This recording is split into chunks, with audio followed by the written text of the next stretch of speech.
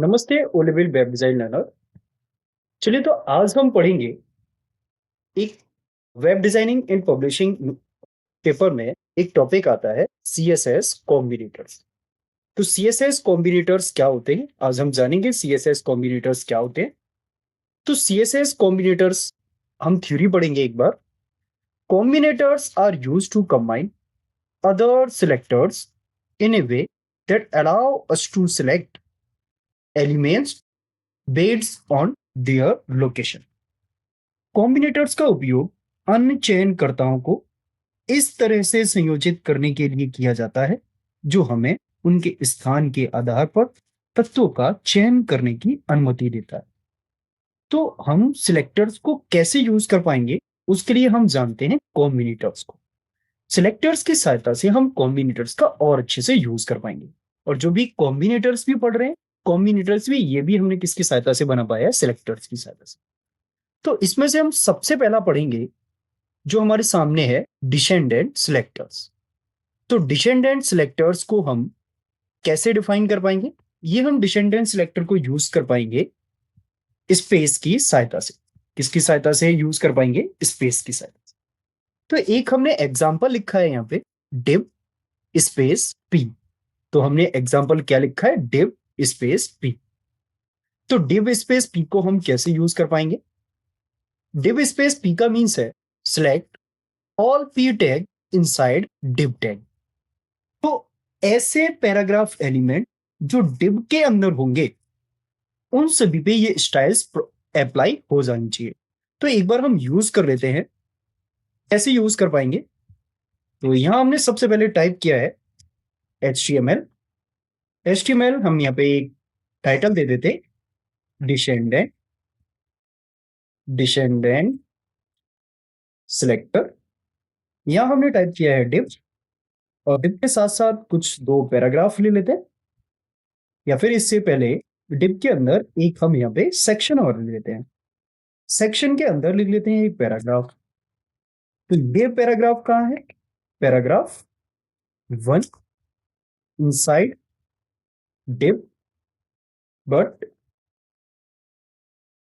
this parent is section। वैसे तो ये div के अंदर है, लेकिन इसका पेरेंट कौन है? वो है आपका सेक्शन टैग। अब हम यहाँ पे सेक्शन के नीचे एक और पैराग्राफ ले लेते हैं। यहां हमने कुछ सीरी लिख ली है, पैरा 2 इनसाइड इनसाइड div। तो ये हमने पैराग्राफ कहाँ लिखा है? div के अंदर लिखा है। आगे की तरफ हम दो तीन पैराग्राफ और बना लेते हैं जिससे हमारे और भी सिलेक्टर्स यूज होंगे, कॉम्बिनेटर्स का यूज करेंगे। तो यहां हमने लिखा है पैरा थर्ड आउटसाइड, या हम यहाँ पे लिख लेते हैं इमीडिएटली आफ्टर div। तो div के जस्ट नीचे कौन है? ये वाला पैराग्राफ है थर्ड। यहाँ पे हम और भी कई सारे पैराग्राफ लिख लेते हैं, और ये हमने लिखना चाहेंगे पैरा फोर आउटर, या फिर हम इसको डिस्टेंट भी कह सकते हैं, थोड़ा दूर है, डिस्टेंट टैग। या हम ऐसे ही कई सारे एलिमेंट्स और भी बना लेते हैं। तो हमारे पास हो गए 3 पैराग्राफ जो कि है बाहर की तरफ। तो अभी हम यहाँ पे एक यूज करना चाह रहे हैं डिसेंडेंट सिलेक्टर्स। तो डिसेंडेंट सिलेक्टर्स के लिए हमें यहाँ पे स्टाइल टैग लिखना पड़ेगा। स्टाइल टैग के अंदर हम लिखेंगे div टैग, और div टैग के बाद हमने यहाँ पे स्पेस और दिया, इसको भी ध्यान में रखना है। तो डिसेंडेंट सिलेक्टर का मीन्स है कि ऐसे पैराग्राफ एलिमेंट जो div के अंदर हो, तो उन सभी जगह पे ये प्रॉपर्टीज अप्लाई होनी चाहिए। प्रॉपर्टीज में हमने क्या लिखा है? तो प्रॉपर्टीज में हमने लिखा है, मान लीजिए background colour is lime, then border is 3 pixels, double yellow. एक और प्रॉपर्टी दे देते हैं फॉन्ट साइज। तो फॉन्ट साइज में हमने लिख दिया है 24 पिक्सल। Control S. क्या आप बता सकते हैं कि किस पैराग्राफ पे ये प्रॉपर्टीज अप्लाई हो जाएंगी? तो हम कहीं ना कहीं मानते हैं ये पैराग्राफ भी किसके अंदर? div के अंदर है। ये पैराग्राफ भी किसके अंदर है? div के अंदर है। क्या ये सभी पैराग्राफ div के अंदर है? तो इस जगह पे अभी एक भी प्रॉपर्टी अप्लाई नहीं होगी, इन दोनों एलिमेंट पे ये प्रॉपर्टी अप्लाई हो जाएगी, पैरा 2 पे भी और पैरा 1 पे भी। एक बार हम सेव करके रन करा के देखते हैं, कंट्रोल एस रन कराएंगे हम इसको, यहां हम कर देते हैं F5। तो आप यहाँ पे देख रहे हैं फर्स्ट वाले पैराग्राफ पे भी प्रॉपर्टी अप्लाई होगी और सेकेंड वाले पैराग्राफ पे भी प्रॉपर्टी अप्लाई हो जाएगी। क्यों? हमसे सिर्फ बोला गया था कि div के अंदर प्रॉपर्टी अप्लाई हो जानी चाहिए। अब है हमारे सामने जो सेकेंड हम पढ़ेंगे, वो है आपके सामने चाइल्ड सिलेक्टर, या जिसको आप कहेंगे चाइल्ड कॉम्बिनेटर। तो चाइल्ड कॉम्बिनेटर क्या होता है? तो चाइल्ड कॉम्बिनेटर्स को हम आइडेंटिफाई कर पाएंगे किसकी सहायता से? तो चाइल्ड कॉम्बिनेटर को हम पहचान पाएंगे ग्रेटर देन सिंबल से। यहां पे आपके सामने एक एग्जांपल और लिखा है, डिव ग्रेटर देन पी। तो डिव ग्रेटर देन पी का मीन्स क्या है? यहां पे हम पढ़ लेते हैं, select all P tags where the parent is div tag. ऐसे पैराग्राफ एलिमेंट जिनका डायरेक्ट पेरेंट कौन होना चाहिए? डिव। अब डायरेक्ट पेरेंट का मीन्स, या तो हम ऐसा कह सकते हैं कि ऐसे डिव जिनके चिल्ड्रन पैराग्राफ होना चाहिए, या फिर हम ऐसा भी कह सकते हैं कि ऐसे पैराग्राफ एलिमेंट जो जिनका पेरेंट डिव होना चाहिए। तो एक बार हम देख लेते हैं हमने जो कोड टाइप किया था उसमें क्या है। तो इस वाले में आप देख रहे हैं कि क्या आप बता सकते हैं पैरा 1 का पेरेंट कौन है?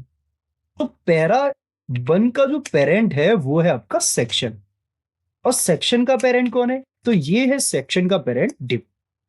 अच्छा, डिव के कितने चाइल्ड हैं? तो एक है 1 और दूसरा है आपका पैरा। तो हमने माना कि एक सेक्शन है और एक पैरा।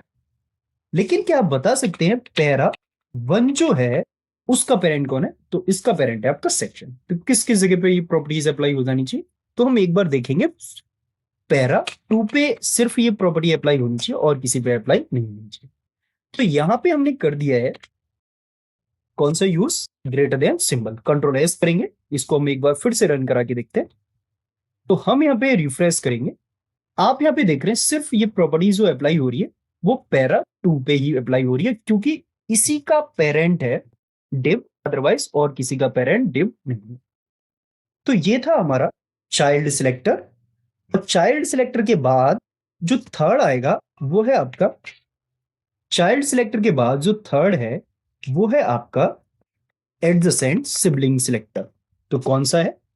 तो थर्ड है हमारा adjacent sibling selector. Adjacent sibling selector को हम किसकी सहायता से आइडेंटिफाई कर पाएंगे? तो हम ये यूज कर पाएंगे प्लस साइन की सहायता से। तो प्लस साइन की सहायता से हम क्या यूज कर पाएंगे? एक हमने यहाँ पे एग्जाम्पल लिखा है, डिव प्लस पी। तो डिव प्लस पी को हम फिर से एक बार यूज करके देख लेते हैं। इनकी जगह हम और भी किसी एलिमेंट्स का भी यूज कर सकते हैं। तो इसकी थ्योरी क्या कहती है? Select P tag that is placed, इसको आपको थोड़ा सा ध्यान से देखना पड़ेगा, that is placed immediately after div tag. ऐसे पैराग्राफ एलिमेंट जो जस्ट किसके बाद होनी चाहिए? तो जो जस्ट होनी चाहिए डिव के जस्ट बाद। तो डिव के जस्ट बाद हमारे प्रोग्राम में कितने पैराग्राफ ऐसे हैं जो डिव के जस्ट बाद है? क्या ये डिव के जस्ट बाद है? नहीं, ये तो डिव के अंदर है, सेक्शन के भी अंदर है। क्या ये डिव के जस्ट बाद है? ये नहीं, ये भी नहीं है। तो क्या ये डिव के जस्ट बाद है? हाँ, पैराग्राफ थर्ड जो है वो हमारा डिव के जस्ट बाद है। ये सभी थोड़े डिस्टेंस में है, आगे की तरफ है। तो हम एक बार यूज करके देखते हैं क्या इस पे ये कोई भी प्रॉपर्टी अप्लाई होगी। तो यहां हमने कर दिया है प्लस का साइन। कौन सा सिंबल यूज किया है? प्लस का साइन। तो इसको हम कर देते हैं कंट्रोल एस, फिर से एक बार रन कराएंगे और देखते हैं आउटपुट क्या है। तो रिफ्रेश किया हमने, तो यहां पे आप देख रहे हैं पैराग्राफ थर्ड, इस पे ये प्रॉपर्टीज अप्लाई हो गई है।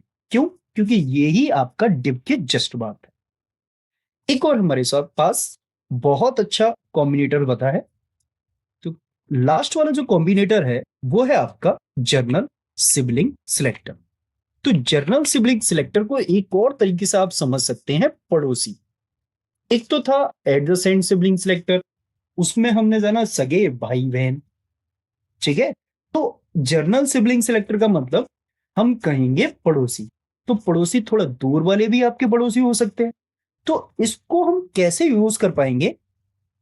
यहां पे हमने एक एग्जांपल लिखा है, div tilde t, और जर्नल सिबलिंग सिलेक्टर को हम किसकी सहायता से पहचान पाएंगे? टिल्ड सिंबल की सहायता से।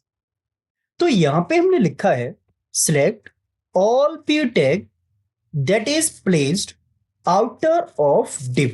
तो यहां पे ये इस बात को हमें थोड़ा ध्यान देना पड़ेगा, आउटर ऑफ div। तो आउटर ऑफ div का मतलब है कि ये प्रॉपर्टी इसके द्वारा स्टाइल्स की गई उसी पैराग्राफ पे अप्लाई होंगी जो हमारे div के बाहर है। तो div के बाहर कौन कौन से एलिमेंट्स हैं? तो क्या पैराग्राफ थर्ड div के बाहर है? हाँ, ये तो div के बाहर है। क्या div के बाहर पैराग्राफ 4 भी है? हाँ, div के बाहर पैराग्राफ 4 भी है। क्या div के बाहर पैराग्राफ 5 भी है? हाँ, div के बाहर पैराग्राफ 5 भी है। आप थोड़ा सा कंफ्यूज हो रहे होंगे, सर अभी हमने यूज किया था जब प्लस, तो स्पेस सिर्फ पैराग्राफ पे अप्लाई हुई, और अगर हम यूज कर रहे हैं टिल्ड का सिंबल तो 4 पे भी अप्लाई हो जा रही है, 5 पे भी अप्लाई हो जा रही है। तो 3 का मतलब ये था, मतलब प्लस का मतलब ये था, div के जस्ट बाद जितने भी पैराग्राफ एलिमेंट्स होंगे, div के जस्ट बाद फर्स्ट वाला ही, इसको ध्यान देना पड़ेगा, फर्स्ट वाला ही, समझ गए? ये बाकी सब कैलकुलेट नहीं किए जाएंगे। तो div के जस्ट नीचे जो पैराग्राफ एलिमेंट होगा उस पे ये प्रॉपर्टी लगेगी, अदरवाइज और भी, और सिर्फ एक पे ही लगेगी। अगर हम ऐसे div के जस्ट बाद और भी div हमने बनाए होंगे तो उन पे भी ये प्रॉपर्टी लग जाएगी, div के जस्ट बाद पैराग्राफ। तो यहां हमने अब सिंबल यूज कर दिया है टिल्ड वाला सिंबल। कंट्रोल एस करते हैं, एक बार हम रन करा के देखते हैं फिर से। अच्छा, ये था हमारा पैराग्राफ प्लस वाला सिंबल। तो प्लस वाले सिंबल में क्या हुआ था? सिर्फ पैराग्राफ थर्ड पे प्रॉपर्टी लगी थी। अब हमने यहाँ पे एक बार रिफ्रेश किया, अब हम देख रहे हैं पैराग्राफ 4 पे भी वो प्रॉपर्टी लगी, पैराग्राफ 5 पे भी प्रॉपर्टी लगी। तो दोनों में थोड़ा डिफरेंस समझ में आया। ये थे हमारे आज के CSS कॉम्बिनेटर्स। इस PDF को आप हमारे टेलीग्राम चैनल से भी ले सकते हैं। टेलीग्राम चैनल आपको सभी को पता ही होगा, ऑनवेब शर्मा जी के नाम से। आप हमारा ये नाम कहीं पे भी सर्च कर सकते हैं, किसी भी प्लेटफॉर्म पे, तो उससे हमसे कनेक्टेड हो सकते हैं। ऐसे ही हमारे वीडियोस को देखने के लिए हमसे कॉन्टेक्ट करते रहिए। धन्यवाद।